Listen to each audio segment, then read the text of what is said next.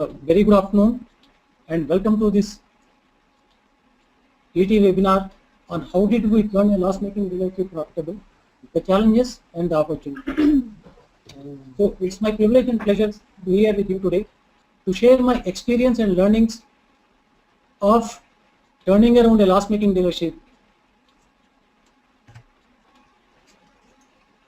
Let's holistically look at why profitability is a challenge now. It has been a challenge for many years, for a few years now. If you go before 2000, profitability was not a challenge. Profitability was happening by default. And suddenly over the last few years, profitability has become a major challenge for every dealership. This is the most discussed topic among OEMs and dealers today in every forum. So let's understand what has happened in the last few years that has made the profitability a challenge. The rising costs. The costs have been continuously rising. The input cost, the output cost, the administration cost, the financial cost, every cost is increasing. Cutthroat competition. Absolutely, no, I don't have to say anything about this. Every day, global competition, many companies, many models, many vehicles, tremendous amount of cutthroat competition among co-dealers, among different brand dealers. So this has been there in full swing for the last few years. And market vagaries. This is beyond your and my control. Something happens in the market, suddenly the focus shifts to bikes. Something happens in the market, SUVs become the most selling models in the country. Some economic recession comes, the whole sale goes down. So there are so many market vagaries that beyond our control. And customer choices and demands have been increasing. So much of choice, plenty of choice. Customers are confused to what to choose from, where to choose from. Should they go for a price competitive product? Should they go for a feature product? They should go by the product quality or after sales service. So today you look at the problem of plenty is plaguing the customers as well as the dealers. Added to all this is high attrition. You know that auto dealerships, the attrition is 40 to 45% today. Average attrition in auto dealerships is 40 to 45% today. High attrition and low skills of employees. All these factors have made profitability a big challenge. And predominantly, there was a paradigm shift.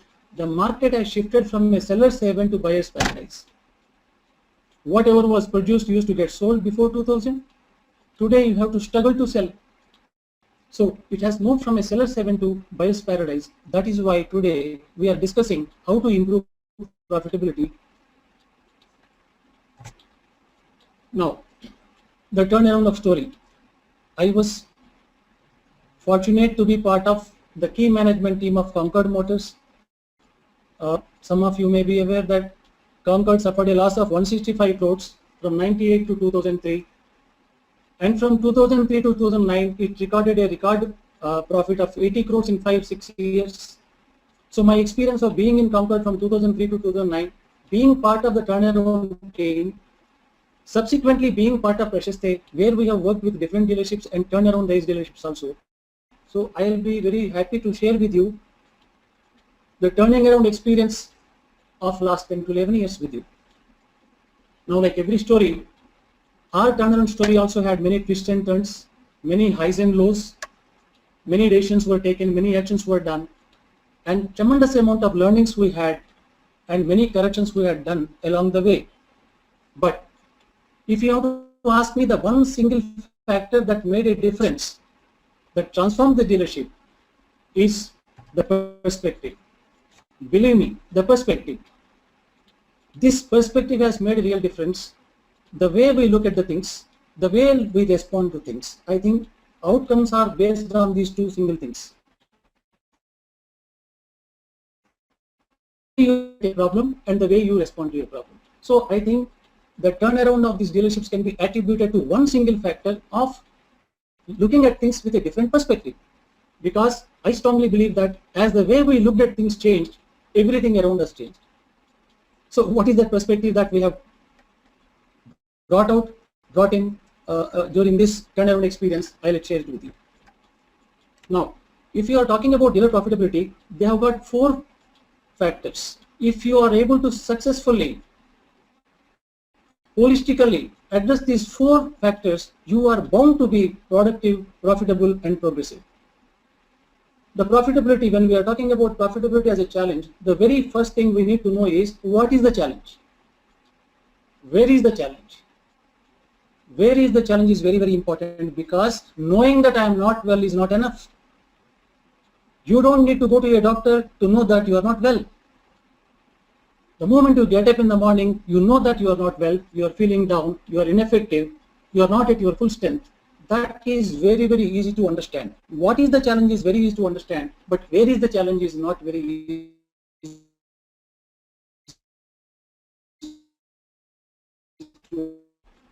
We have stocks, we have bones, we have BP, we have sugar, we have various issues. Any one part of your body is malfunctioning, dysfunctioning, non-functioning, you will be down. So it's very, very important that to figure out where the problem is, where the challenge is. Once you identify the source of the problem, immediately the next level is, why is the challenge? Why is the problem? Why my workshop was making losses? Why my 3 sales showrooms are making profit? The 4th one, which has been the oldest one, is not able to make money. So that will not be difficult. Believe me, the moment you understand where the challenge is coming from and you understand why the challenge is, then the next step is how to overcome these challenges. So actually, the whole dealer profitability, when we talk about, there are only 4 things to do. Understand what is the challenge, identify where is the challenge, analyze why is the challenge, and then how to overcome the challenge. So when I started my journey at the dealership, only one thing was visible to me. What is the challenge? The only thing that we knew in 2003 April was dealership was making losses. That's it. So the first part was known to us, first part was visible to us, the first part was explained to us well. But where is the challenge? We had no clue. Why is the challenge? We had no clue. If you don't know where is the problem and why is the problem, there is no way you can try to overcome the challenge. So probably when we started off, we only knew that I am not doing well. We only knew that we were sick. We only knew that against the competition we were not doing well. We only knew that whatever we are trying to do is not working out.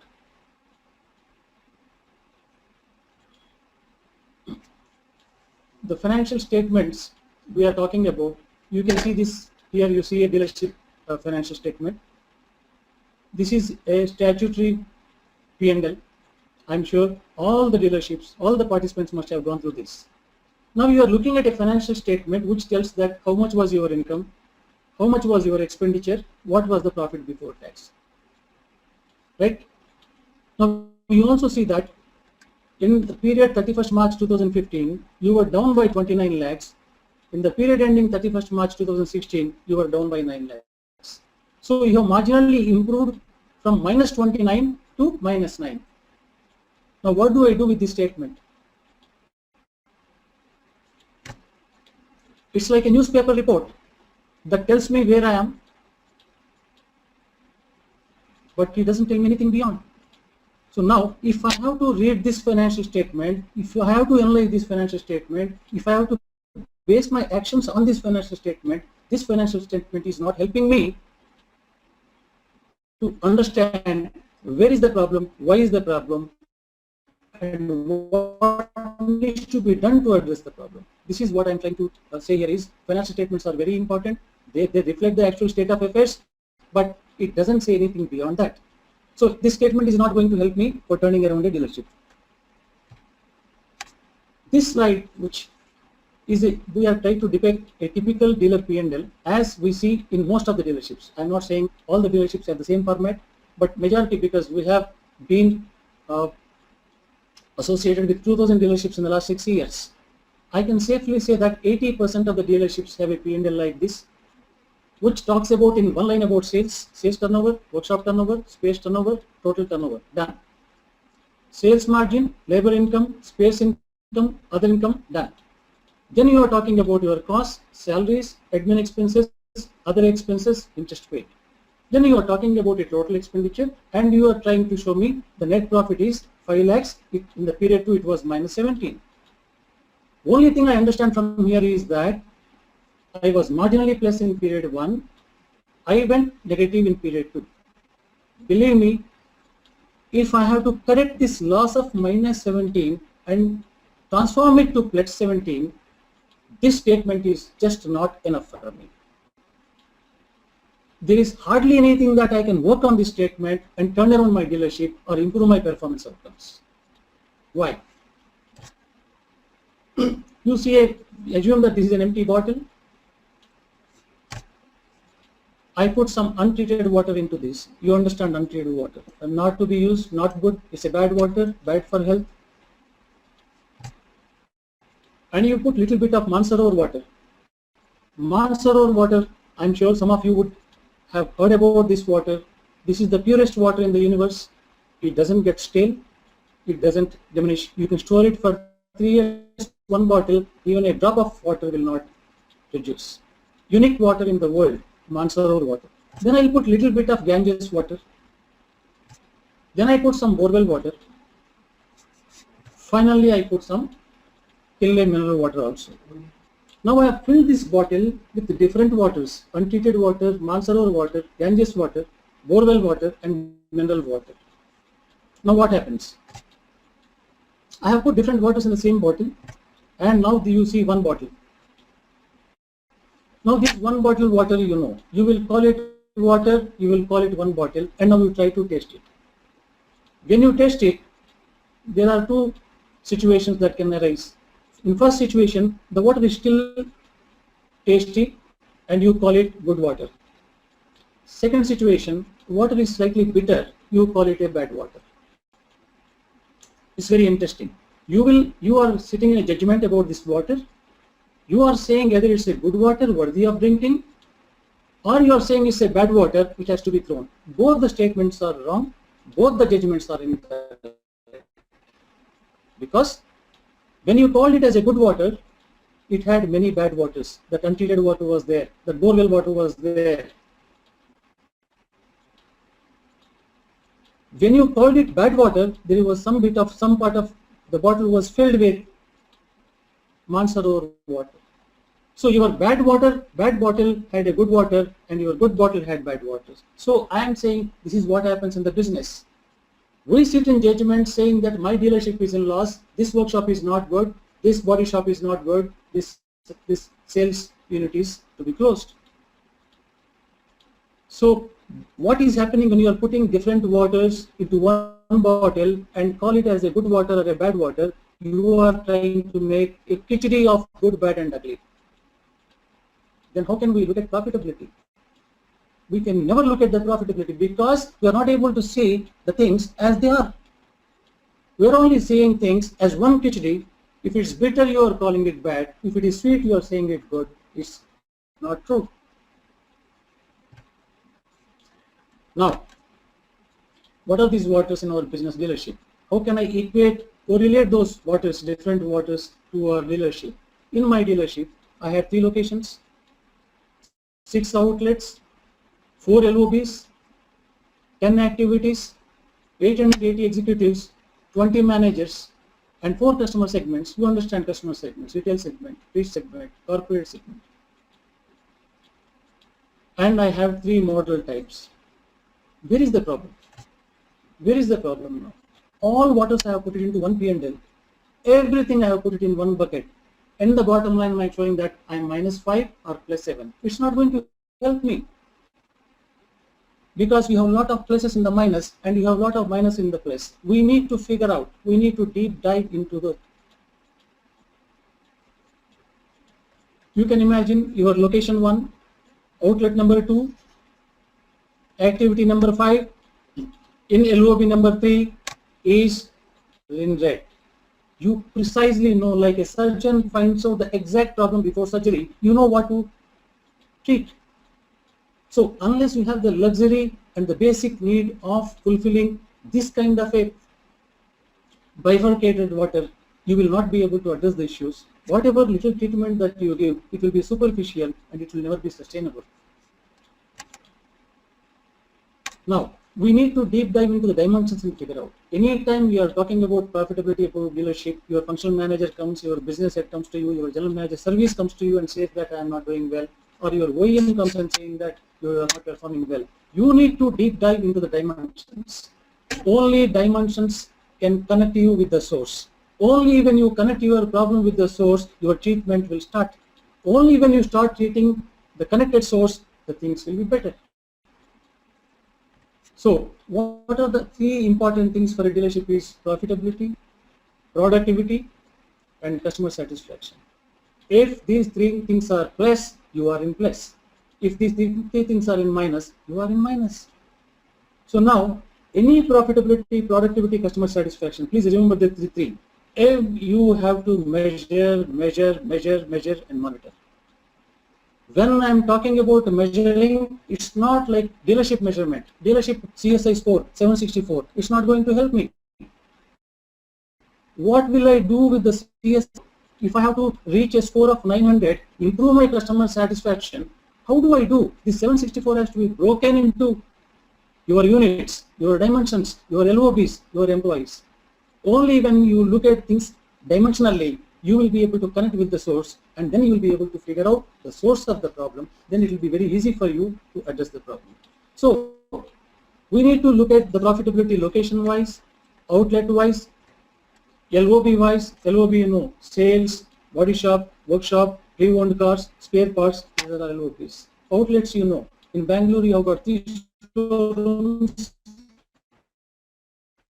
Showroom number 1, showroom number 2, showroom outlets. Locations, you are operating 5 locations: Bangalore, Chennai, Hyderabad, Mumbai.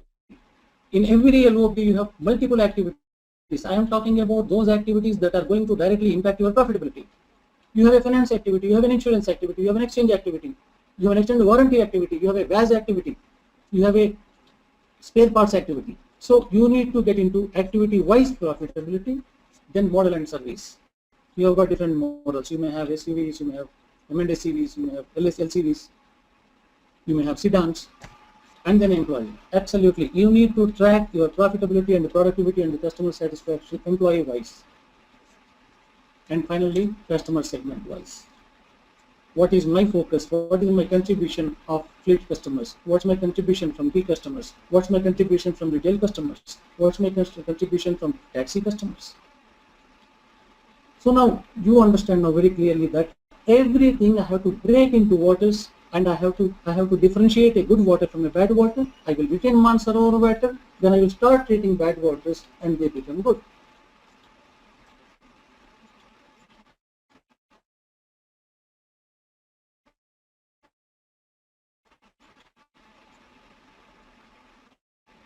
Now when we talk about P&L, I don't hesitate to say that it conceals as much as it reveals. What am I trying to say? PL will definitely give you some information. Like, let's see this classic case. Your staff cost has increased from 100 to 125 in the last 1 year. Now your costs have gone up by 25%. This is what your P&L is going to say.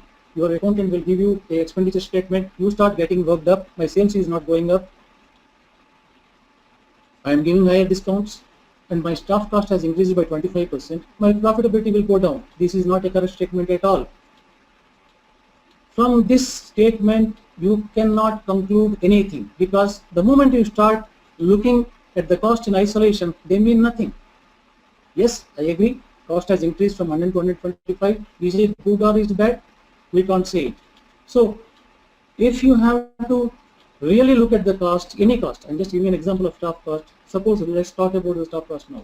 If you want to really look at what happened to your staff cost, this is not enough. You need to relate to something for which you have spent this money. You have spent this money for what? To generate income. I'm not talking about the turnover. Turnover is for the OEM. You only make a margin out of what you sell, right? So I am talking about this staff cost 100 you have incurred to generate. Have you been able to generate that income or not? You need to look at that. So now when I put the income figure here, in the year 1 you have done 200, in the year 2 you have increased your revenue to 300. Now you look at staff cost as a percentage of income. Earlier we were looking at cost increases from 100 to 125, and 25% cost increase is very high by any measurement, right? However, your staff cost as a percentage of income has decreased from 50% to 42%. In fact, you have improved your staff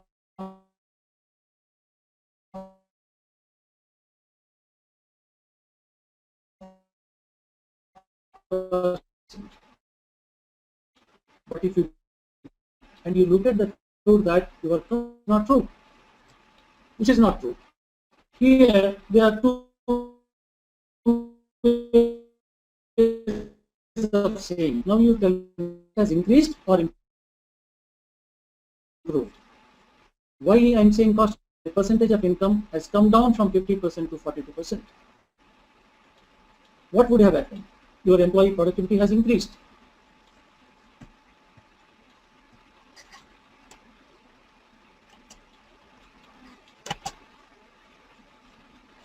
Your employee productivity has increased. Now, if you have to look at the P&L in totality, we need to convert the accountant's P&L into operational manager's P&L. Absolutely. Accountant P&L does not mean anything to the operational managers. Let us be very clear about it. Financial transactions are recorded and reported by accountants. They are not creating these things. Operational managers create these transactions. There is a difference between creating a transaction and recording a transaction and reporting a transaction. Accountant's P&L is a financial statement which we talked about that tells us at the end of the day what happened. Am I in plus? Am I in minus? It stops there. It is not going to help my operational manager because operational manager is not a qualified. He will not be able to interpret this accountant's P&L and work on it. So now, what is the requirement in dealership is this accountant's P&L has to be converted into operational manager's P&L so that the operational manager, be a sales manager, service manager, parts manager, pre-owned cost manager, or finance manager. So these operational managers are able to identify the gaps, understand the areas of improvement, and able to work on that to improve performance outcomes. So there is a tremendous need to convert accountant's P&L to operational P&L. So I'll discuss with you how to connect these things. Before doing that, let's understand that if we have to convert a financial statement into the operational P&L, there are certain things we need to do. First, we need to understand the rupee that matters to us. I have given an example of sales here. Let's take a sales example. In sales, you buy vehicles, you sell vehicles, you get some incentive, you give some discount, you sell finance, you sell insurance, you sell extended warranty, you do registration. So there are a lot of things that happen in sales. So let's look at, if as a sales function profitability I have to look at, that 1 rupee that matters to me in sales is net retained income. We call it NRI. How do we calculate this NRI? You have a defined dealer margin, right?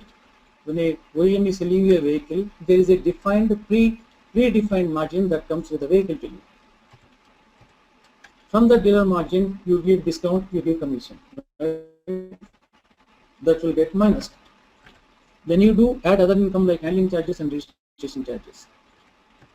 Then you have a OEM incentive. That can be a target incentive, that can be a support incentive, that's any support that comes from OEM can also be added to this because it is invariably part and parcel of your net retained income for sales if the incentive is pertaining to sales. Then you have finance income which gets added to your income. Then you have insurance income. Then you have accessories and extended warranty.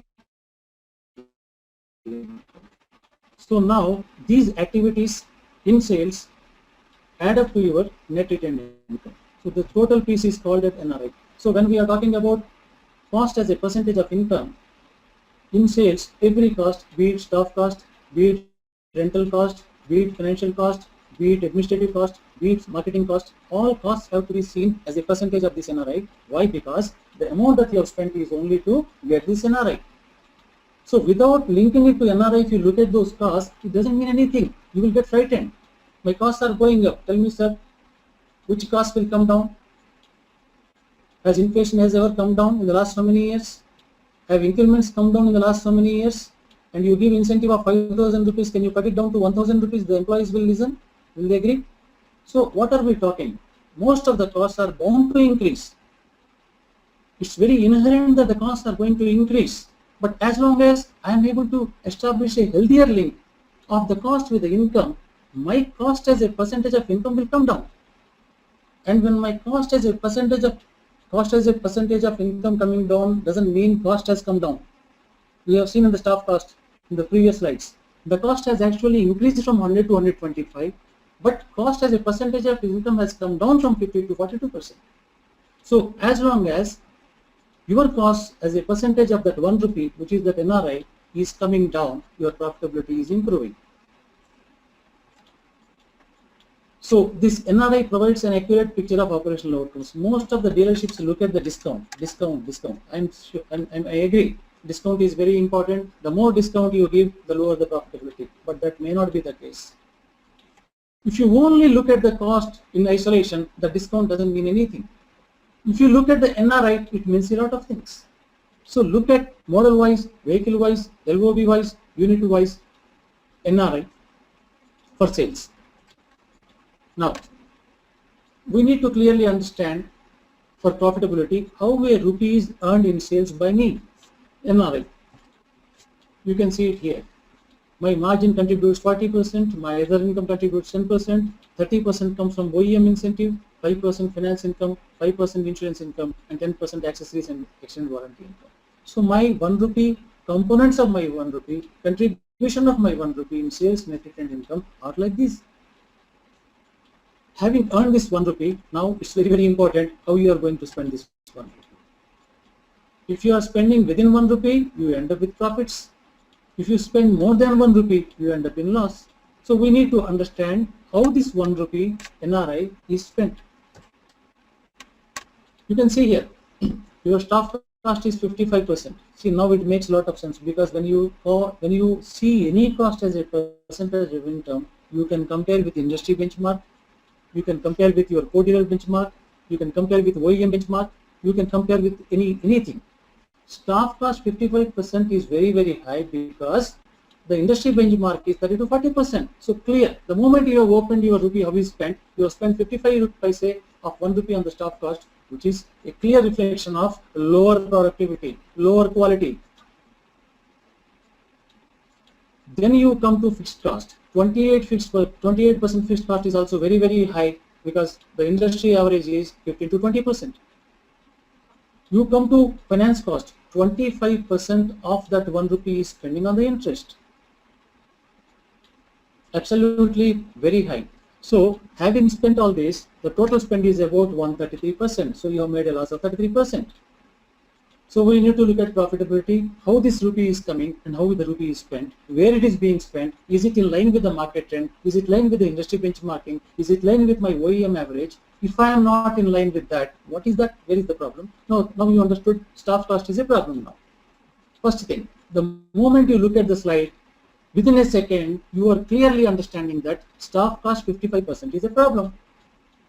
And this is going to hit me unless I bring it down. How can I bring it down? We'll discuss in the next slide.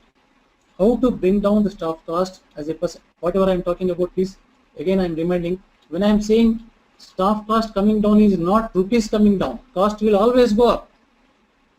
I am talking about staff cost as a percentage of income coming down so that you are able to generate corresponding revenues, corresponding income, where your cost as a percentage of income comes down.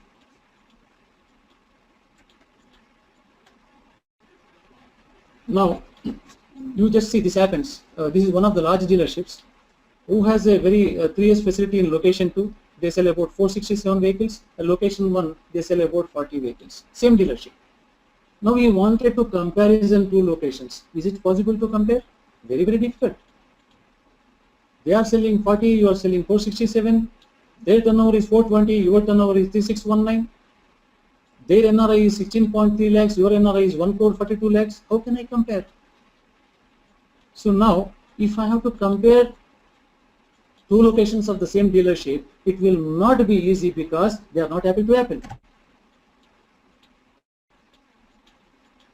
Now, if I ask you who is doing better, you can just have a look at this, because I have shared this with many forums. Most of the people have said that some of the group members said that location 1 is very good because for 40 vehicles they are making 4.9 lakhs profitability. Very good.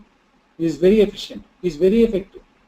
Other people said that location 2, despite selling 467 numbers, still making 14.3 lakhs, which is 10 lakhs above the location 1. So it is good. If you look at statement like this, you will be making comments like this only.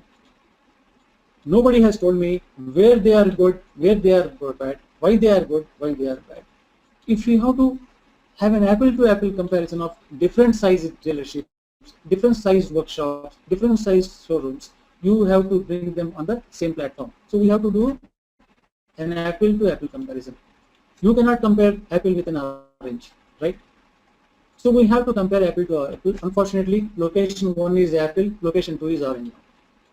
So if I have to have a meaningful comparison, if I have to draw a performance differentiation, if I have to identify my whys and hows, how can I compare two different locations or units and make a meaningful conclusion? This is where this common size statement helps you. You can compare your dealership in Delhi with a dealership in Bangalore. You can compare a 1,000 people dealership with 100 people dealership. You can compare a 100-bay workshop with a 10-bay workshop. You can compare anything with anything if you make them bring those dealerships on common size. Intra-dealer comparison within dealership, inter-dealer comparison among dealerships, co-dealer comparison, OEM best, industry best comparison. All expenses have to be seen as a percentage of NRI. Nothing. You know what is NRI? That 1 rupee that matters to sales, that 1 rupee that matters to service. You know what is that 1 rupee. Now, every cost you have to see as a percentage of that NRI and then compare with your co-dealer, compare with your, suppose you have got 6 workshops. You just draw a comparison, immediately you will see where the stock cost is high, where the stock cost is low, where customer satisfaction is high, where it is low, where your costs are not aligned with your income. So now what I have done here is we have put those numbers into percentages of NRI. Now you can see location 1, location 2. Now just see the overheads. Come to the operating income. Come to the operating income. The dealer 1, location 1 is 58%, location 2 is 57%. When you had seen the previous slide, it is very deceptive. Everybody in the group felt that location was very, very cost efficient because his cash profit is very high for 40 vehicles. It's almost 12,000 rupees per vehicle. And this guy was doing only 3,000 rupees per vehicle. So they said that location 2 is not good, location 1 is good. But if you look at the operating income, hats off to location 2, despite selling 467 vehicles, his operating income as a percentage of NRI is 57%. He is almost maintaining the same operating income percentage of location 1 despite selling 467 numbers. But where is the problem then? Why his cash profit has dropped? You come to the interest part. This is where the problem is. Location 1 is paying a financial cost is 28%, location 2 is paying 47%. By any means, 47% working capital interest cost is absolutely inefficiently managed. So in the location 2, the problem was not in operations. Operations have done extremely well. In fact, you understand that selling 467 numbers and maintaining 57% operating profit is not easy. Selling 40 vehicles and then you can choose the customer. You can choose the discount. You can choose what to sell. If you are selling to 40 customers, if I am selling to 467 customers, it's very difficult for me to choose whom to sell at what cost to sell. Despite that, this location 2 has achieved 57% operating income, but the problem is in inventory holding. So what is the problem now? What could be the possible trigger here? 47%. Is sales forecasting maybe a problem? Is lead management is a problem? Is conversion rates, conversion times is not a problem? Or is not tracking the performance is a problem? Or is booking to delivery is a problem? Is conversion rate is a problem? So absolutely, his sales forecasting is not in line with lead management. So you need to focus on the lead management and sales forecasting, not on other things. When I showed you the previous statement, you would not be able to draw a conclusion like this. The another benefit of common size statement is we have just given you a few benchmarks in after sales. The easy, because if you say that my cost is 2 crore 35 lakhs, other dealer says that his cost is 1 crore 25 lakhs, how will you compare? It doesn't make any sense. Now if you say that my in-house labor margin is 85%, industry best is greater than 95%, so there is an issue, there is a revenue leakage, there is an wastage, so you need to get into that. Similarly, warranty margin 95%, outsourced jobs work margin more than 25%, lubricant margin 20 to 25%, parts margin 15 to 20%, staff cost as a percentage of income, as we just discussed, 30 to 40%, operating profit as a percentage of income 40 to 50%. Now you put your common size statements workshop wise, and then you look at the industry benchmark and you do internal benchmarking, and then you can easily focus where it is down. If your in-house labor margin, suppose for example, outsourced job works margin is 25%, whereas the industry is earning more than 30%. You need to do your vendor evaluation. You have to negotiate with your vendors better rates. So your action will come from your analysis, and your analysis come from common size statement, and your common size statement will come from by comparing your expenses as a percentage of income. This is another thing that happens in after sale. I am sure it will be kind of a anti-climax here. My inflow has increased from 100 to 120 from period 1 to period 2. My workshop is doing extremely well. I am the workshop manager. I will demand incentive. My turnover increased from 1000 to 1100. My turnover, I am talking about after sale. My turnover has increased, my inflow has increased. What happens in the workshops? Everybody will get high incentives. Workshop manager may get even promoted also, and he is rewarded, he is recognized, he is appreciated, and he feels he is the most important man in the dealership. But unfortunately, the increased inflow, increased turnover could not give him the profitability. Actually, the profitability has decreased from 300 to 290 NRI. Now you see, this is a very classic case that happens in dealerships. Absolutely, go back and check. Your inflow has increased, your turnover has increased. You are happy, but actually you have to be sorry, because despite these two, your net retained income has dropped from 300 to 290. Now, why? Because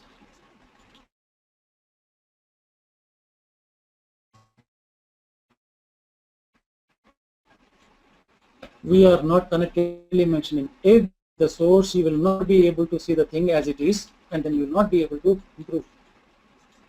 Now let's this, you must be wondering that how this is possible. When both the parameters are plus, how can the profitability in minus? Let's see. Now let's see what happened in your cases. Outsourced labor as a percentage of turnover has increased. You will be outsourcing lot many jobs. Generally outsourcing should not be more than 10 to 15%, correct? Now in this case, your outsourced labor has increased.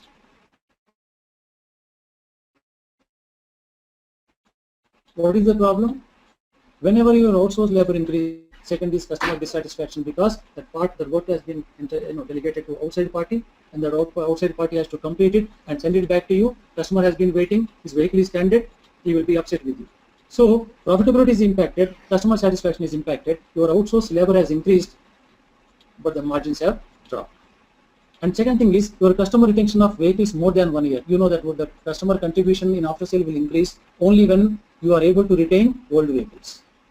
If people come to you only during the free service period and leave you, your inflow can go up, your turnover may go up, but your profitability will come down.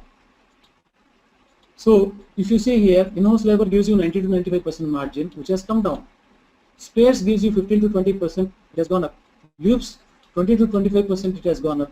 VAS maintained at the same level. Your outsourced labor has gone up, and your customer retention has come down. This is the reason why, despite increasing your turnover and inflow, you end up losing money. See, this is why these issues are coming. Why we are not able to get connected with the source, because there are two worlds that exist in dealership. One is a financial outcome. Somebody makes a balance sheet, somebody makes a financial statement, seen by the CEO, seen by the dealer principal.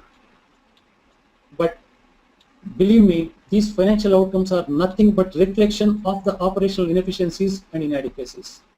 Where is this P&L coming from? It's not coming from accounts. It comes from the operational inefficiencies and inadequacies. If you are operationally excellent, your profitability will be high. But then these are two words that never get connected. That is the problem. He will report your staff cost has increased by 25%. We don't know what to do. You may sack a couple of people. There ends the matter. Course corrections without connecting these two words will be superficial and not sustainable. You will never be able to sustain. It's like a seepage is there. You are doing some external coating, and it's a matter of time when the seepage again resurfaces. Now, when we are talking about connecting the financial outcomes with operational parameters, I think I said, you remember I said that a P&L has to be converted into operational manager's P&L. How it is possible? We need to understand that. So now, a dealership, we have seen that sales staff cost is very high at 70%. His sales staff cost is 70%. Very major concern, because we have just seen that industry benchmark is 30 to 40%. His staff cost is almost double as a percentage of income. He is in serious trouble. This is a financial outcome. Now I need to connect with operations and tell the operational people what needs to be done so that my staff cost as a percentage of income is brought down. Now, you see, what are the possible crisis triggers that are increasing my staff cost? Again, I remind the group here is that when I am saying that increase of staff cost is not in value, I am saying that staff cost as a percentage of income means I am earning 100 rupees, out of that I am spending 70 rupees on the staff cost. My business will not be viable. My business will not be profitable. So, primarily it could be HR ineffectiveness. I'll just elaborate on what is that. It could be because of high attrition, because we talked about 40 to 45% attrition. In some dealerships, it is 50 to 60% of attrition. Why attrition happens? It's because of low motivation and low enablement. You give a target, he is not able to achieve, he doesn't get incentives, he will leave. You give a target, he is not able to achieve, you will throw him out. He is low skilled, he doesn't know how to do his job, he has not been enabled, you are not motivated, he will leave. Now, whether he leaves or I sack him, ultimately there is a high recruitment cost for me. High replacement cost, because anytime I take a guy from the industry, a lateral appointment will come at a high salary. So now, and also you understand loss of productivity. A guy decides to leave, next 3 months his productivity will go down, correct? It's not that my HR is so efficient and the day he leaves, the new guy is coming in. No, again there is a gap. Again productivity loss. Then the new guy comes. He will take 3 months to understand and deliver. So now I am losing 6 to 8 months time. Every moment, every day, every time the employee decides to leave your organization, you are losing 8 months productivity. And that is why your staff cost as a percentage of income would be at 70%. You adjust that, it will come down. Now, what are the corrective measures? You are seeing here, we have taken a financial outcome, seen it a common size statement, compared it as a percentage of income, looked at the industry benchmark, then try to understand the reasons, and we are coming to the corrective measures. Absolutely clear. It's like a clinical precision, we are able to address the problems. Conduct employee satisfaction survey. Don't ask them to write the names. Don't ask them to sign. You just give an objective questionnaire. You will be surprised to see 80% of your people are not happy with you. So please take an employee satisfaction survey, identify the gaps, initiate employee engagement measures, run reward and recognition programs, check effectiveness of incentive scheme. It's very, very important. I've heard dealers saying that, sir, we give 20,000 rupees, 30,000 incentives. These jobers don't earn it. These jobers don't qualify. See, look, I put on a notice board 1 lakh rupees incentive. Not one guy is qualifying for that. Does it help me? No. It doesn't help me, because ultimately, if my majority of my people are earning incentive, definitely incentive is doing its job. If minority community is only earning incentive, it's not going to help you. And one more important thing is scientific target setting. In some places we have seen on the first of the month, you announce the target and incentive, people give up on the day one. People give up on the day one, they know for sure nothing is going to happen. These targets will remain on paper. I am not going to qualify for incentive. Why should I stop? And You are giving a target, fine. Are you giving target achievement plan? If there is no achievement plan, sir, how will you make out, I aimed for 100 vehicles, I sold 40 vehicles, what happened to that 60? How do I achieve? So target achievement, once you start making a target achievement plan, then you will see that whether the scientific target setting is really workable. Second aspect, manpower rationalization. You keep on recruiting people when the systems were not there, systems were not very robust, and when people were not tech savvy. As people have become tech savvy, as technology improved, have you relooked at the requirement of manpower? Have you defined roles and responsibilities clearly? Have you weeded out duplication work? The sales guy is making an MIS, service guy is making an MIS, parts guy is making an MIS. Every operational manager is getting an MIS from a time. Is there any requirement that 10 people have to make an MIS? Can we not have one MIS manager who will completely cater to the requirement of dealership? Look at the duplication of work. Look at the high manual intervention and low system leverage. High support to productive ratio. Have you looked at your productive to one productive guy, two supporting guys? It's a deep problem of profitability. So you need to look at the support to productive ratio.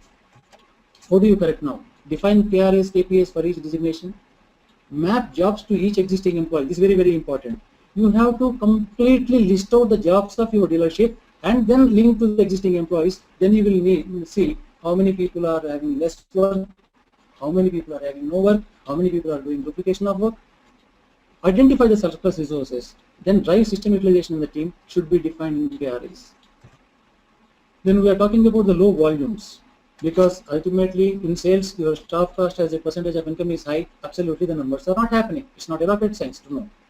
Now, lead management system can be a problem. Your lead generation, validation, conversion rate and time. Core sales strategy, area mapping is done. How are you mapping the area? How are you covering the area? How is the employee productivity in that area? Area-wise resource deployment. Are you deploying the best resources in high potential areas, though your market share is very low there?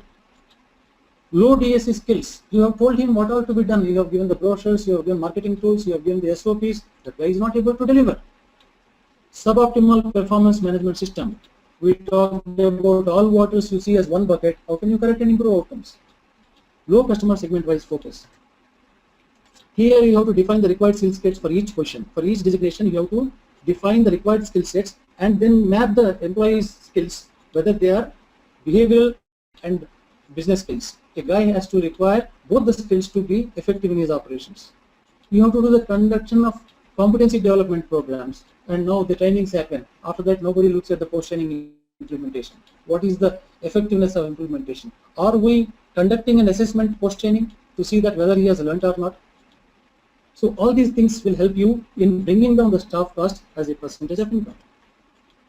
And coming to key aspects of impacting profitability in sales, NRI, as I said, that is the 1 rupee that matters, net margin, finance penetration, exchange penetration, assured warranty penetration, insurance penetration, sales satisfaction index. We are talking about sales satisfaction index employee-wise, unit-wise, segment-wise, loss sale, leads generated and validated, conversion rate and time, customer segment-wise contribution. You are focused on different, your numbers may be happening, but you are not present in corporate segment. Similarly, on inventory and receivables, percentage of vehicles intended after booking. I think you must look at this. You have got 1 month vehicles because OEM stipulates that you have to have 30 days stock. Okay, you have agreed, you are having 30 days stock. How many times you have to indent for a vehicle after the customer books the vehicle? If it comes out that 60% of the cases you did not have the vehicle that was booked by the customer, there is a problem in your sales forecasting, your sales ordering. We need to look at booking to delivery. We need to look at sales forecasting accuracy. We need to look at inventory aging, inventory holding days, OEM incentive, very, very critical. 25 to 30% of your NRI comes from OEM. We can't lose sight of that. Receivable holding days, receivable aging, overdue as a percentage of outstanding. So all these things are directly impacting your profitability. Now coming to spares inventory management, first time pick rate. Spares. When we talk about spares, I am reminded of one thing. If it is sales, the dealership spends most of the time. The dealer CEO spends most of his time in sales because it's like his mother tongue. Mother tongue he understands and communicates effectively. When it comes to the after sale service, it becomes it is in English language, right? I understand, but I will not be able to articulate. So I'm not very comfortable in communicating in English. But when it comes to spares, it is big. Nobody understands except the spare parts manager. Right? Now you have a very, you see, this is a very unique situation. You have to go back and check whether you have this situation. In this dealership, first time pick rate. First time pick rate means when workshop demands a part from the spare parts department for the customer. If the customer, the spare parts department is able to supply that part across the table within 5-10 minutes, that is the first time pick rate. So here a dealership has a 50-80% first time pick rate, which means high customer dissatisfaction. 20% of the customers are not happy because parts have been delayed. Also, you are not able to sell these 20% of the parts because it's a loss of revenue. And you also high spare parts holding of 4 months. You can imagine you have a 4-month stock and you don't have those 20% of the parts which customers need. So this is a high interest cost because of the parts, and there is possibility of these parts becoming obsolete if they are not consumed in a reasonable span of 1 or 2 years. So it's like a lose-lose situation, eroding profitability. You have a low FTPR and a high inventory. So now when you are talking about spare parts planning, you need to go back and look at that. Are you doing FMS analysis? FTPR is being tracked. Reordering levels, have you fixed? Are they being monitored? Emergency local purchase, because anything locally you purchase, your profitability will be down. Part will be delayed. Customer will be unhappy. Vendor evaluation. Are you getting the best margins from the lubricants people, from the other consumable guys? I'm not talking about the OEM supply, because on OEM supplies, OEM will decide the rate. You don't have any kind of a negotiating authority there. Are you doing perpetual inventory? Or your stock variances? I think stock variances are shorts and excesses that come and hit your P&L later. And margins and incentives and discounts. So you are we looking at all these aspects of spare parts. And coming to employee incentives, very important. Let's understand clearly that salary is a birthright for an employee. If you want him to behave the way you want him to behave, only the incentives can be a tool, powerful tool to drive performance outcomes in the dealership. But incentives are paid by all dealerships. But one thing is the incentive a cost or a performance driver? You have to see that, because incentive cannot be a cost. Please remember that. Salary can be a cost, incentive can never be a cost. Salary is paid out of the pocket of the dealership. Incentive is to be paid from the incremental revenue of the dealership. So if you are paying incentives without recording incremental revenues, your incentive scheme is faulty. Is your incentive payout in line with your profitability? Have you seen that today, in the month of April 16, my incentive payout has increased by 15%. My profitability has increased or not? Are my incentives linked to profitability, productivity, and customer satisfaction? This is also very, very important, because today incentives are only for numbers, if I am not wrong. So is it looking at the productivity and customer satisfaction also? And see, these benchmark dealerships make an employee scorecard every month. You can look at these parameters. This scorecard is central to your performance management. Incentives are paid on the scorecard. Performance appraisal is done on the scorecard. Feedback is given with the scorecard. This scorecard becomes be all and all. This scorecard covers outcomes, enablers, and efforts. All the three have to be rewarded. So this scorecard has to be given religiously for every employee every month, along with the incentive, and the feedback can be given, so that it becomes a performance mirror.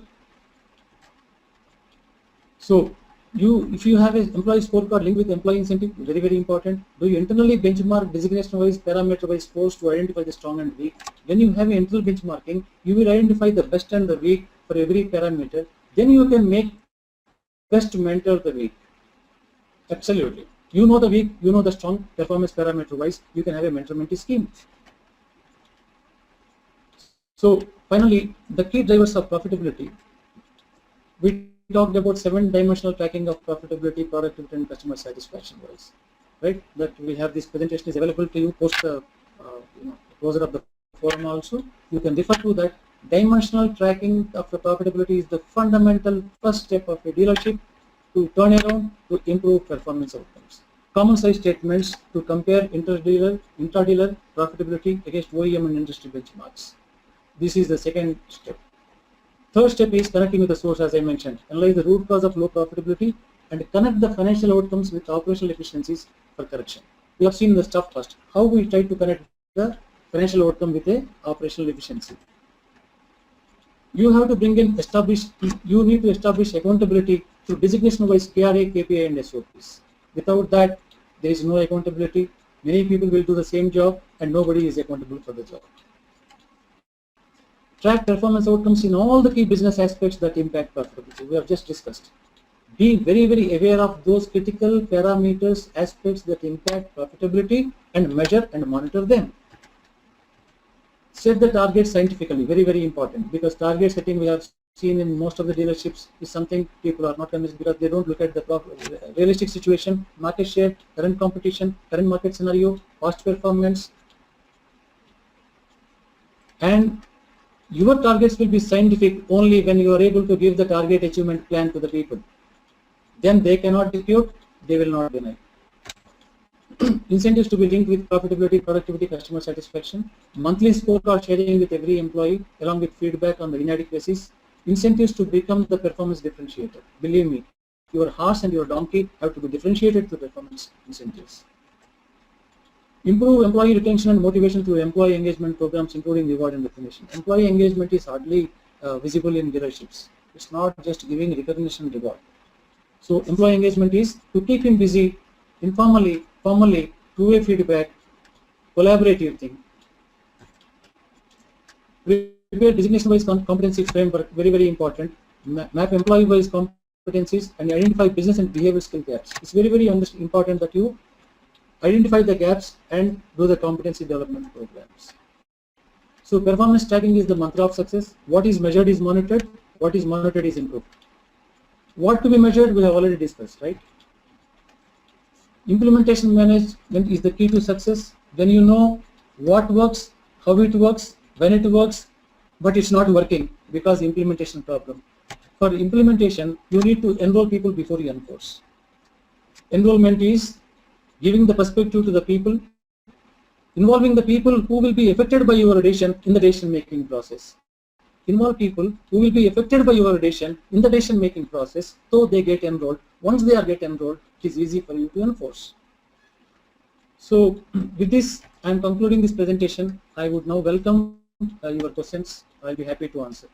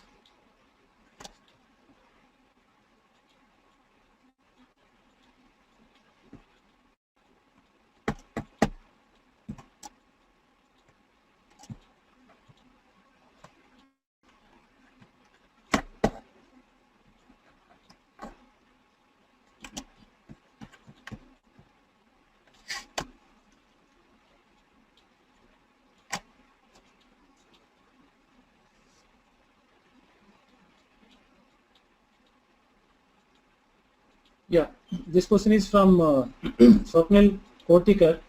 Many dealerships trapped in vicious cycle like no customer, no profits, no investment, no manpower, no results, no satisfaction, no customers. How to crack this cycle? Yeah, this is a vicious cycle like you rightly said. The starting point would be you have a dealership, you have a team. There is a team working, there is a dealership, there is area given to you, and you are expected certain market share to achieve certain market share, and you are falling short of the market share, right? I'm sure when you are talking about the volumes, these volumes will be in line with what your competitors are doing or your other dealers of OEM is doing, correct? If that is case, one fundamental fact is today with your infrastructure, with your people, with your process, are you able to achieve the desired profitability or not? Say for example, you have a showroom, you have got 10 people, you are supposed to sell, say, 40. OEM says that every guy has to sell 4, so you have to sell 40 numbers. Now you have got 10 people, you have got a showroom, and you have got supporting people, and you are not able to sell 40, 25. Correct? Now it's very clearly your productivity of your employees is lower. You have already identified the problem now. There is no customer. Correct. There are customers, but there are not. Instead of 40 customers, you are getting only 25 customers. Now what you need to do is, if these 10 people have to be empowered, enabled, educated, and monitored to achieve that average of 4 per vehicle per person, then they will reach 40. So your lead management system has to be there. Your competency development, we have talked about it. We talked about competency mapping, which is hardly done in dealerships. Before recruitment, post-induction, post-training program, assessments can be taken. You can believe me, you can assess his ability to communicate, ability to sell, his product knowledge, his product USPs, his knowledge of the competition, everything can be assessed. So now what I would request is that the people that you have, please do carry out a competency assessment test, and then you see what people lack, and then work on them. If investment you have to do, you have to invest on those people. Today, one stand you take that I'm not reaching the target, I don't pay anybody, and that guy who is selling 6 numbers, if he is not also not getting any money, because as a unit they could not achieve the target, then he will be demoralized. So you need to always differentiate the performance of individual performance. So this is how it is. So you have to look at your lead management, you have to look at your area mapping, you have to look at your competency development, and then you have to look at your measuring and monitoring the number of leads. How many leads are dropped? I have seen in dealerships, after 3 months, 900 leads are dropped. How can you drop? How can you drop? And what is the learning? Today, lost sales analysis is done, I know, in dealerships. Who is giving the reasons for lost sale? The same team leader, same sales executive. If Arjuna becomes Krishna at the end of the day, where is the Krishna then? Where is the Krishna to guide Arjuna? So this Krishna will come in by validating the leads, validating the lost sale. You look at why the sales are dropping. So I think your competency development, your area mapping, your lead management, and your investment in people competency is going to make a difference. Yes, once you achieve that number, then you will be willing as a dealership to put in more people.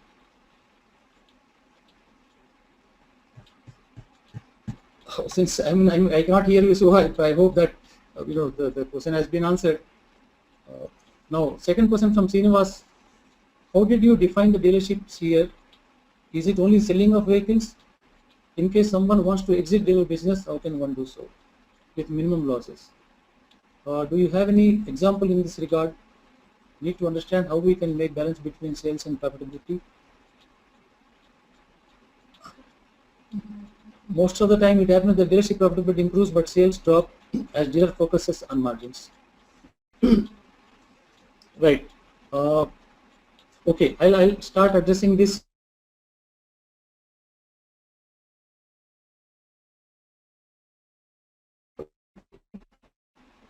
Fundamentally, I'm sure there will be exceptions. Fundamentally, improvement of profitability can only happen when customers are acquired, customers are retained, customers are satisfied, and customer contribution increases. There is no profitability that can ever come without these 4 factors: customer acquisition, customer retention, customer contribution, and customer satisfaction. So indirectly, the base has to be larger, the sales have to be more, but now the point is, do you sell to lose? No. No. That is a desperate selling. Desperate selling comes when co-dealer is giving 10 rupees discount, you will give 12 rupees, co-dealer will give 15 rupees, you will give 16 rupees, he will give 20, you will give 20, both are lost. Desperation on the discounts comes only when dealership has nothing to differentiate from the other dealers to customers.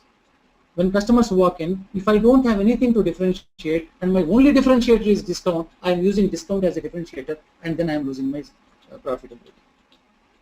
So the idea is we have to get more sales, no doubt about it, but how do I manage profitability is to create a differentiator. That differentiation can be the value to the customer. Value to the customer is cost, time, quality, interaction, and the experience of the customer. If you can give a different experience, today you go to PVR and spend more money for the experience. Same movie, same actors, same popcorn will cost you 3 times, but then you are ready to pay because there is an experiential difference. If you as a dealership can create that experiential difference, then your dependency on the discount will be much lower.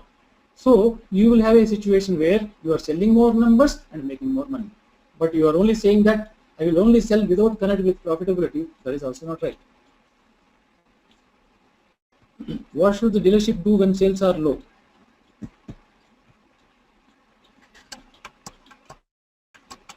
Yeah, we covered this question in the one where today you have X number of executives and their productivity is low and the customers are few. We need to focus on competency development and area mapping and coverage, and of course lead management. And more importantly, validation of what is happening. Today sales executive is saying that a sale is lost because of the discount. All sales executives say that.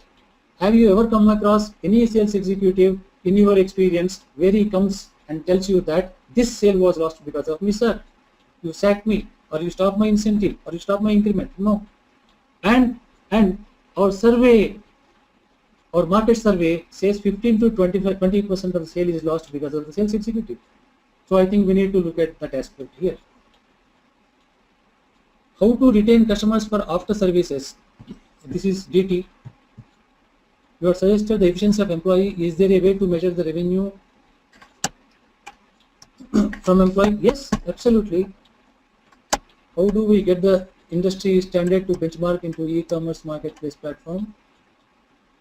Is threat or opportunity to conventional dealership? Experience in turnaround operations. What are the first few things installing a turnaround? Right.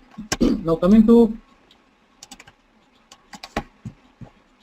measure the revenue from employee, absolutely is right. Like we will give an employee scorecard to the employee at the end of the month. There is one card which as a dealership we should have about the employee, that is employee contribution.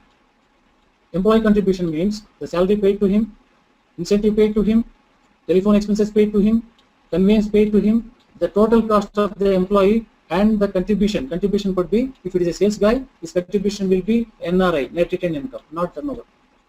So his contribution is 100, I spent 120, I mean he is a liability for me. So I need to improve his competency or I have to counsel him. So this employee contribution card, of course we should not share generally being a profitability thing and at a level of DSC, DSR, appropriate to share these contribution cards with them, but definitely you share the employee scorecard which we have shown in the presentation. So you need to look at, you can always measure, you have to just take something from your tally and something from your DMS and make a consolidated statement. Then you can also have a career growth plan for those star performers who are contributing more to you, and you can also groom them for the next higher level. How to retain customers for after services? Absolutely, customer retention comes only when you give value and experience. Value is cost, time and quality. Experience is when he comes in, when he interacts with you, the way you interact with him, the way you respect him, the way you empathize with him, the way you make him feel important. So the value and experience make a difference. Value is given, every dealer has to give value. If you have to differentiate, you have to differentiate from the experience. If your dealership can give a different experience to the customer, definitely he can be retained. And second thing, retention also nowadays they have started this retention marketing. How do you market your retention? The customer is there for 3-year-old. Do we have a scheme for 3-year-old customers? Do you have a silver card, gold card, platinum card? Well, how are you doing it? How are you acknowledging the fact that customer is there for 3 years with you and how you are going to respond or reward? So retention marketing also will go a long way in retaining customers. Now, how do we get the industry standard info benchmark in e-commerce marketplace platform? Marketplace platform, definitely conventional dealerships have to, he's right when he said this, conventional dealerships have to use their energy, focus and money on digital marketing. And auto industry has not caught up fully, But you see, have seen that what all things have happened in the last 2-3 years. It's convenience and time. People are ready to pay. So definitely digital thing is going to rule the world, including auto industry in the times to come.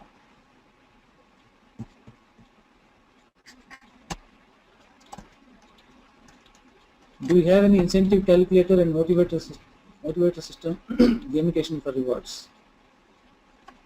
Yeah, we have this incentive calculator, of course, and the motivator system also. We have the psychometric tests and other tests, assessments, which will reflect the motivation levels of the employees, and the incentive calculator we have. Is with OEM sales policy or is it a dealer handling concern? See, Amit, Nikra, yeah, it's a joint responsibility of OEM and dealership. It's very difficult to single out. They are partners, they are channel partners, and they are principal to principal. They have a relationship, principal to principal relationship. So singling out either OEM or dealership for the non-performance is not right, according to me.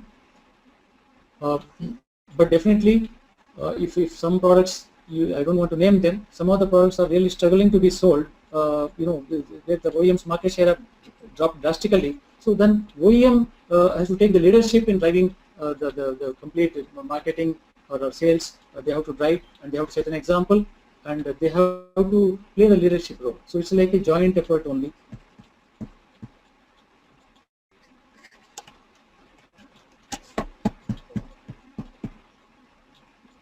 Is with OEM sales, is it a dealer handling concern? Currently, there is hardly any technology being used to drive dealer business. What areas could be targeted? Yes, very nice question. You need to have a business intelligence reporting system, completely automated business intelligence report system, BIR. Because today, all these MIS is not validated. People take days and nights to generate those MIS reports. They are not used, they are not monitored, they are not things. So you need to centrally establish a business intelligence reporting system which will draw the reports from your financial software and DMS, and it will interface with both the softwares, and then give you 3-tier dashboard reports. One is at the level of CEO, second level is at the level of GMs, and third level is at the managers. Yes, performance driven culture has to be brought in the dealerships. There is a software available, and we also do that. So we provide these automated BIRs for dealerships. So I think,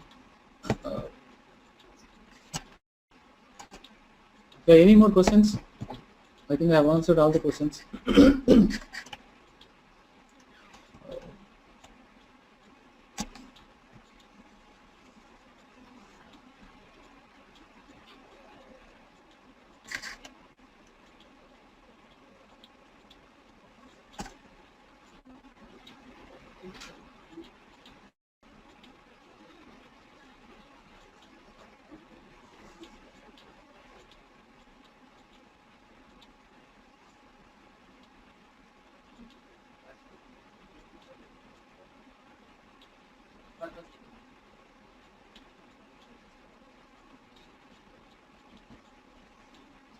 Yeah, sure.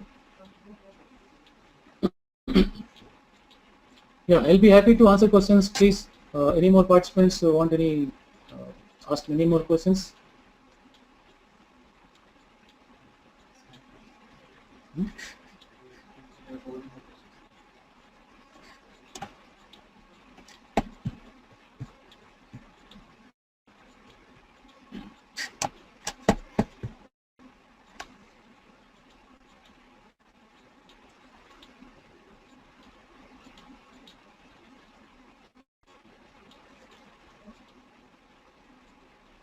Just to answer Himanshu Gupta, apart from the business intelligence reporting system, which can be technology driven, even the incentive payouts can also be technology driven. So if you can automate these BIRs and incentive payouts, absolutely it will be a very performance driven system, and your monitoring, your reviews will be very effective, and people can be made accountable for these things.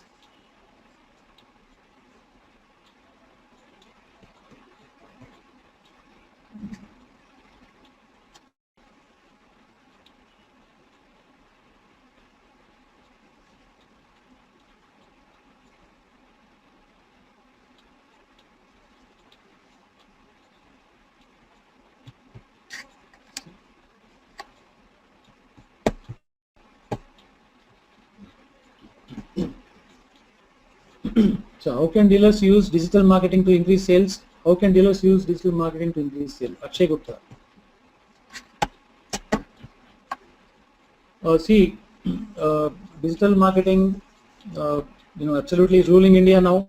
As you have seen the multifold growth of e-commerce and other companies. So digital marketing essentially, there is a social networking site, there are professional sites, and there are big, like Google's and all other big things are there. So probably your presence in the forum. Your presence in the forum is very, very important so that people visiting various sites will not lose sight of your dealership. And because, believe me, you would have seen these OYO hotels and other things. I'm sure. I'm just giving an example. OYO hotels, there are a lot of advertisement. When we book those OYO hotels and when you go and see, and they stay there, okay, experience is not very great, but definitely there is a value for the money because you are getting at a better price, and in the process you are getting a service, and there is a huge convenience. I am talking about the convenience. Today everybody has everything except time. Everybody has everything, but he is not willing to drive on the roads. He doesn't want to get into the traffic. So now, given the need or constraint of the customer for time, if something can be addressed at the click of a button, he will be more than happy to do that. Why he should come? So today we are talking about, you are all having bank accounts. How many times you have visited the bank? How many times you have visited the bank? Hardly. Today, if you are a premium customer, the banker will come to you. He will visit you. If you have to issue a bank certificate to income tax people, and you can call the guy. So what I am trying to say is, as a dealership, if you can ensure that you are available to the customer without him having to visit, absolutely that is going to change the story. That is part one. Part two is the testimonials, because absolutely credibility comes from the customers. So now, how are you going to leverage the credibility that you have achieved? Firstly, do you have 300 customers testimonials with you today? Here you can proudly, put up. Do you have the testimonials? Have you segmented them, location-wise, customer segment-wise, LOB-wise? So I'm saying that your presence, visibility is going to make a huge difference. So absolutely, digital marketing is very, very must. Because you just believe me, if one guy in the Facebook, see today people do marketing even in the burial grounds also. If I refer your dealership, I have got 1,000 connections. If I have to just send a message that this dealership is very good enough to sell, 1,000 connections, and those 1,000 connections will pass on to their friends, and you have done it. Fine, it is a double-edged weapon. It is a double-edged weapon. If somebody is unhappy with you, he will ensure 1,000 customers will not come to you. If you are able to differentiate through your experience, then the digital marketing will be the most powerful tool. If you are not ready for it, don't get into digital marketing till you set the house in order.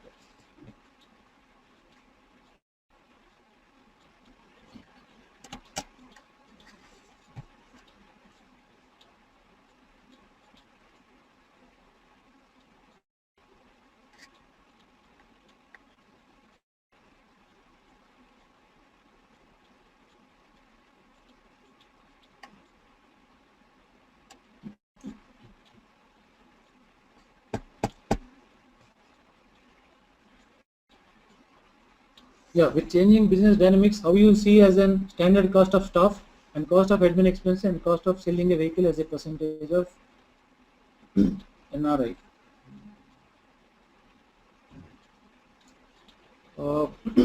I'm trying to interpret your question.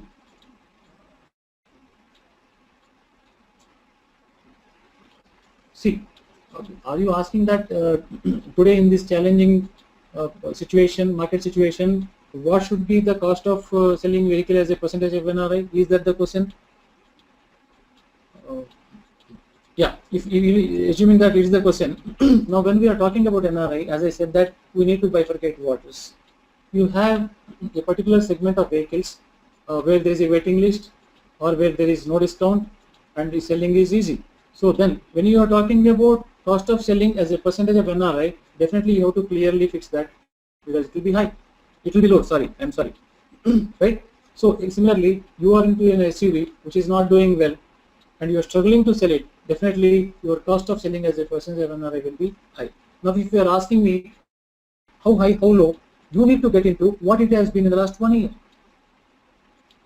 Then you have other dealers doing the same thing in your brand or competing brand, and then you can always compare yourself, benchmark yourself, and then see how you go about it.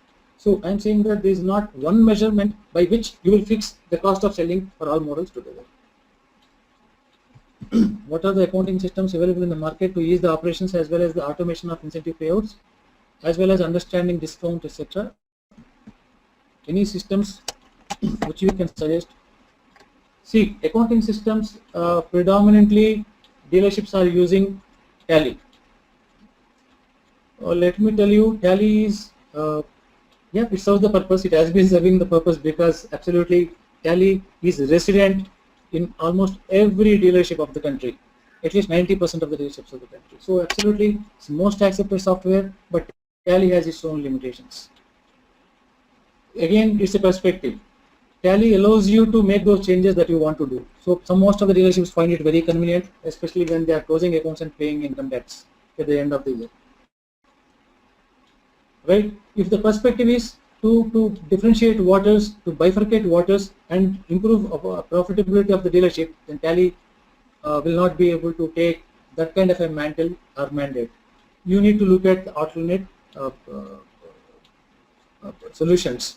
Now, SAP is one software most of the OEMs use, you are aware of that, most of the OEMs use that SAP software because it has inbuilt control system. You have a trail of all the changes made and it doesn't allow process compliance, the non-compliances.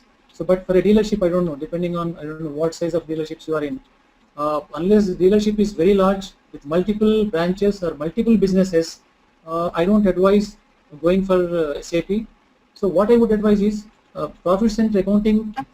Tally facilitates some kind of a profit center accounting, and unfortunately dealers are not even using that. Tally has certain capability which people are not using it. Probably enablement of Tally to provide a profit center accounting where at least if not 7 dimensions, even if I am able to track 3 dimensions, I will be able to improve my profitability. And as I mentioned earlier, we can also do business intelligence reporting can be automated. Incentive softwares are available in the market. All software questions, anything to software, because we have a techno solutions organization also. So we have a subsidiary. So if you can kindly send mails to info@prashasthe.com. All questions relating to technology softwares, probably then we'll be able to address it in much more detail because this given the time constraints here, availability of time. So I would request you to send a mail to at info@prashasthe.com. info@prashasthe, prashasthe.com. We will be pleased to take up each query and give you a response in detail, and then probably we are also available on the phone. You can always pick up and make a call to find out things.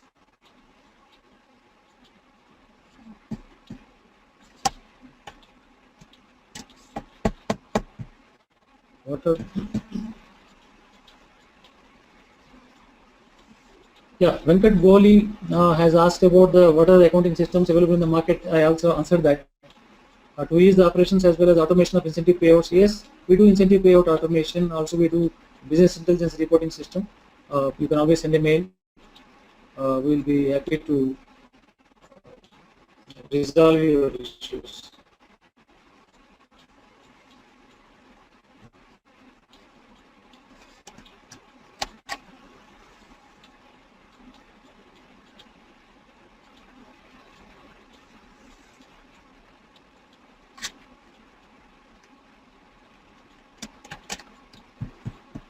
Any more questions, please?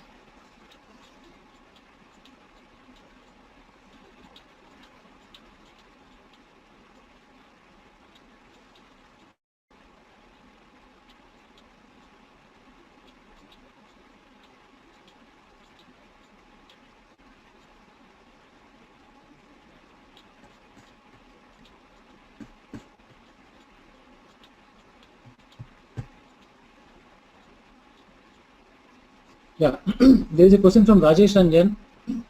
Uh, what should be the manpower cost as a percentage of NRI? 30 to 40%. Absolutely, 30 to 40%, because 30% is benchmark. As long as you are below 40%, I'm saying including incentives, not only salaries. When I'm talking about staff cost, it includes fixed salaries and those privileges like perquisites like cars and other allowances that you pay, incentives that you pay, and recognition rewards that you give. So the entire staff cost, if it is within 30 to 40% of your NRI, absolutely you're reasonably good and your people are productive.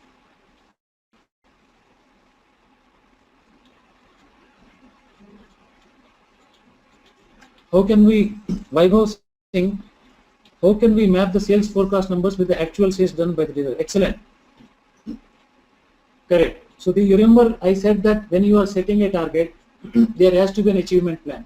Say for example, you wanted to achieve 250 numbers for the month of June. You clearly know what are the customer segments, what are the areas, what are the resources that you have, what are the conversion rates, what are the conversion times, what kind of marketing activities you can do, and what are the conversion rates of the last 6 months. So you have the entire data.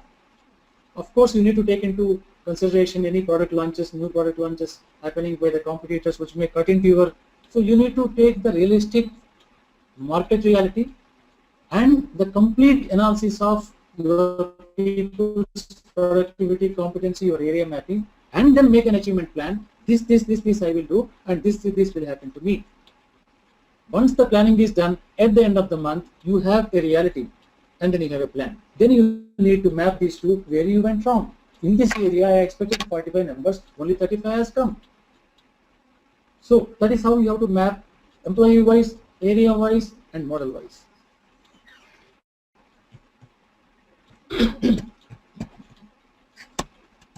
Then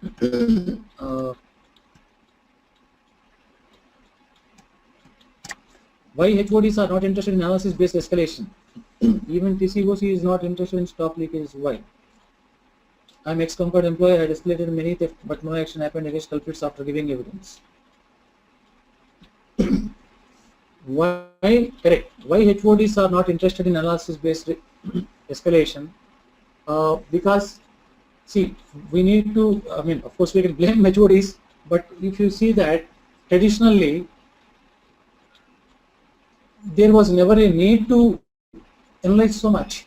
Things were happening. Whatever was, people were allocating vehicles. People selling was easy. Profit you retain whatever you wanted. So they come from that. We have been used to live in such an environment where so much of analysis was never required, and suddenly the whole world changes, and then everything you have to analyze. So probably for them to shift from a traditional operating style where they will have their fingertips, intuitions, perceptions of the people, and gut feelings. If you have to move into facts and figures, somebody has to enable that. Now today what happens? Operations managers are struggling to generate MIS. Why should they generate MIS? And how can you believe the MIS generated by the operation managers? And are they supposed to generate MIS? No. Somebody has to generate MIS, somebody has to analyze the MIS, somebody has to give feedback to him, then he can be accountable for that. Then he will be able to do his job best. And as far as the, you talked about theft of vehicles and escalations, no action happened against culprits after giving evidence. Probably I don't know how to answer this. It all, it's all dependent on individual dealerships, how they take the theft. They say that these things are in any case part of the life, they happen, they may let go. Or somebody will say that I will set an example and I will catch the thief and book him, so that people are scared to do that. So it all depends on the perspective or the view or the requirement of dealership. So I will not be able to say anything. So since the time is up, what I would request is people can please, while the forum ends here, our interaction need not end here. We are open, so you can send as many queries as possible, because my answering here is within the time limit constraints framework. So probably please send those queries to info@prosecute.com. Believe me, within 3 working days we will send you a response, be it on digital marketing, be it on technology, be it on other dealership issues, I'll be very happy to share our views with you. If they are going to help, I mean, I'm going to be delighted.